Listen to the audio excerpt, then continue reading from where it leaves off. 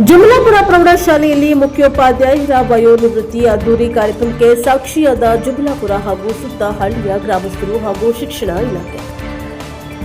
ಕೊಪ್ಪಳ ಜಿಲ್ಲೆಯ ಕುಷ್ಟಗಿ ತಾಲೂಕಿನ ಜುಮಲಾಪುರ ಗ್ರಾಮದ ಪ್ರೌಢಶಾಲಾ ಮುಖ್ಯೋಪಾಧ್ಯಾಯರಾದ ಶ್ರೀ ಸೋಮನಗೌಡ ಪೊಲೀಸ್ ಪಾಟೀಲ್ ಅವರು ವಯೋನಿವೃತ್ತಿ ಕಾರ್ಯಕ್ರಮವನ್ನು ಅದ್ದೂರಿಯಾಗಿ ಆಚರಿಸಲಾಯಿತು.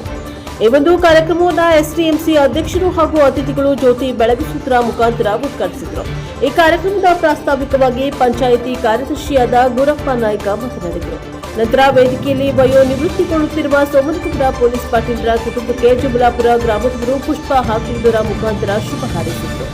ತಾಲೂಕಾ ಕ್ಷೇತ್ರ ಶಿಕ್ಷಣಾಧಿಕಾರಿಗಳಾದ ಉಮಾದೇವಿ ಬಿಆರ್ಸಿ ಹಾಗೂ ಶಿಕ್ಷಣ ಸಂಯೋಜಕರು, ಸುತ್ತಮುತ್ತಲಿನ ಬಿಆರ್ಸಿ ಮತ್ತು ಸಿಆರ್ಸಿ ವಲಯದ ಶಿಕ್ಷಕ ಬಳಗದವರು ಎಲ್ಲರೂ ನಿವೃತ್ತಿ ಹೊಂದಿದ ಶಿಕ್ಷಕರಿಗೆ ಸನ್ಮಾನ ಮಾಡಿ ಶುಭ ಹಾರೈಸಿದರು.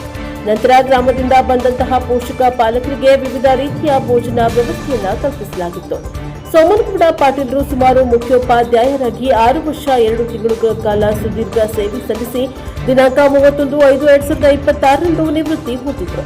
ಅವರು ಪ್ರಥಮವಾಗಿ ಬನ್ನಿಕೊಪ್ಪ ಶಾಲೆಯಲ್ಲಿ ಸೇವೆ ಸಲ್ಲಿಸಿ ನಂತರ ಕುಷ್ಟಗಿ ಪಟ್ಟಣದ ಸರ್ಕಾರಿ ಶಾಲೆಯಲ್ಲಿ ಸೇವೆಯನ್ನ ಸಲ್ಲಿಸಿ ನಂತರ ತಾಲೂಕಾ ಕಚೇರಿಯಲ್ಲಿ ಶಿಕ್ಷಣ ಸಂಯೋಜಕರಾಗಿ ಸೇವೆಯನ್ನ ಸಲ್ಲಿಸಿ ಮತ್ತು ಅಕ್ಷರ ದಾಸೋಹ ಇಲಾಖೆಯಲ್ಲಿ ಸೇವೆಗೈದ ನಂತರ ಜುಮಲಾಪುರ ಸರ್ಕಾರಿ ಪ್ರೌಢಶಾಲೆಯಲ್ಲಿ ಮುಖ್ಯೋಪಾಧ್ಯಾಯರಾಗಿ ಉತ್ತಮ ಸೇವೆ ಸಲ್ಲಿಸುವುದರ ಮುಖಾಂತರ ಇಂದು ನಿವೃತ್ತಿ ಹೊಂದಿದ್ದಾರೆ.